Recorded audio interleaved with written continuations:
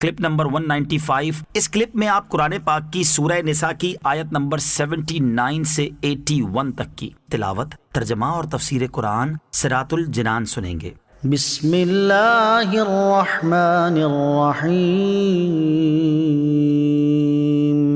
ترجمہ، اللہ کے نام سے شروع جو نہایت مہربان رحمت والا ہے۔ ما اصابک من حسنۃ فمن اللہ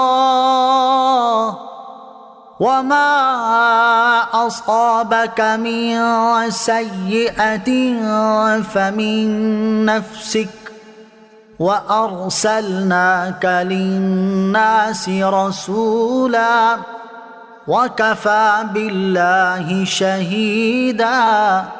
ترجمہ، اے سننے والے، تجھے جو بھلائی پہنچتی ہے وہ اللہ کی طرف سے ہے، اور تجھے جو برائی پہنچتی ہے وہ تیری اپنی طرف سے ہے، اور اے حبیب ہم نے تمہیں سب لوگوں کے لیے رسول بنا کر بھیجا ہے، اور گواہی کے لیے اللہ ہی کافی ہے۔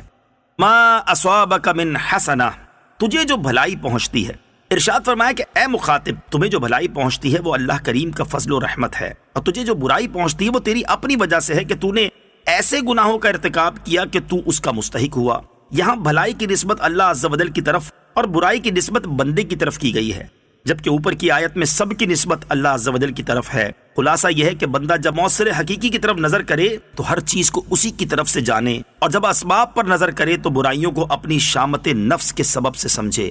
وَأَرْسَلْنَاكَ لِلنَّاسِ رَسُولًا، اور اے حبیب ہم نے تمہیں سب لوگوں کے لیے رسول بنا کر بھیجا ہے۔ رسول کائنات علیہ الصلوۃ والسلام تمام عرب و عجم اور ساری مخلوق کے لیے رسول بنائے گئے ہیں، اور کل جہان آپ کا امتی کیا گیا۔ یہ سرور عالم علیہ الصلوۃ والسلام کے جلیل القدر منصب اور عظیم المرتبت قدر و منزلت کا بیان ہے۔ اولین و آخرین سارے انسانوں کے آپ نبی ہیں۔ حضرت آدم علیہ الصلوۃ والسلام سے لے کر یوم قیامت تک سب انسان آپ کے امتی ہیں، اسی لیے تمام نبیوں نے حضور علیہ الصلوۃ والسلام کے پیچھے نماز پڑھی۔ من يطع الرسول فقد اطاع اللہ ومن تولى فما ارسلناك عليهم حفيظا۔ ترجمہ، جس نے رسول کا حکم مانا بے شک اس نے اللہ کا حکم مانا، اور جس نے منہ موڑا تو ہم نے تمہیں انہیں بچانے کے لیے نہیں بھیجا۔ من يطع الرسول فقد اطاع اللہ، جس نے رسول کا حکم مانا بے شک اس نے اللہ کا حکم مانا۔ آیت مبارکہ کا شان نزول کچھ اس طرح ہے کہ سرور کائنات صلی اللہ علیہ وسلم نے ایک مرتبہ فرمایا، جس نے میری اطاعت کی اس نے اللہ عز و جل کی اطاعت کی، اور جس نے مجھ سے محبت کی اس نے اللہ عز و جل سے محبت کی۔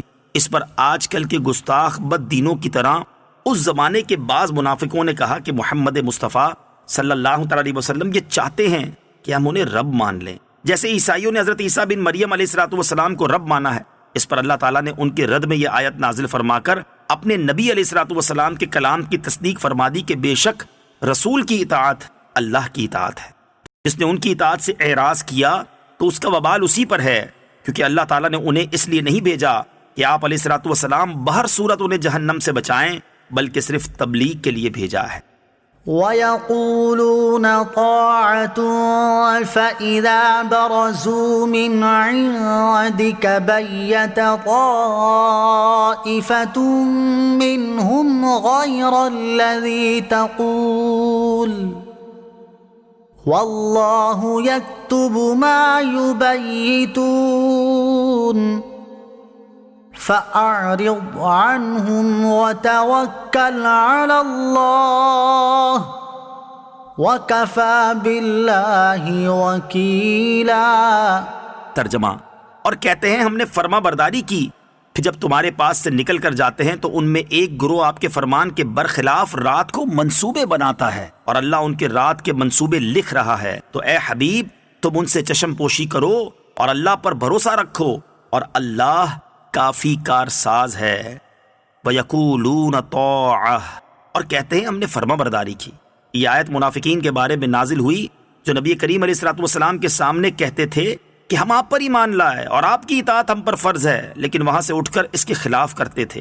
ان کے بارے میں فرمایا کہ ان کے سب منصوبے ان کے نامہ اعمال میں لکھے جا رہے ہیں، اور انہیں اس کا بدلہ بھی ملے گا، لیکن چونکہ یہ ظاہراً کلمہ پڑھتے تھے اور ظاہری طور پر کفر نہیں کرتے تھے، اس لیے ان کے بارے میں کہا گیا کہ ان سے چشم پوشی کرو، یعنی ان کے کافروں کی طرح دنیاوی احکام نہیں ہیں۔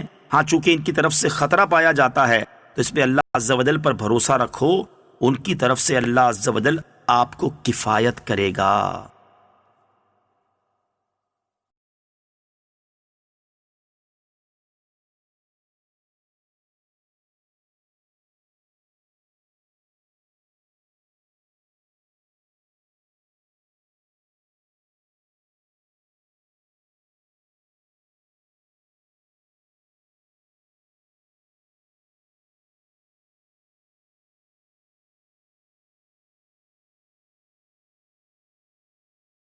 کہ اگر قرآن پاک اللہ عز و جل کے علاوہ کسی اور کی طرف سے ہوتا تو اس میں بہت زیادہ اختلاف ہوتا۔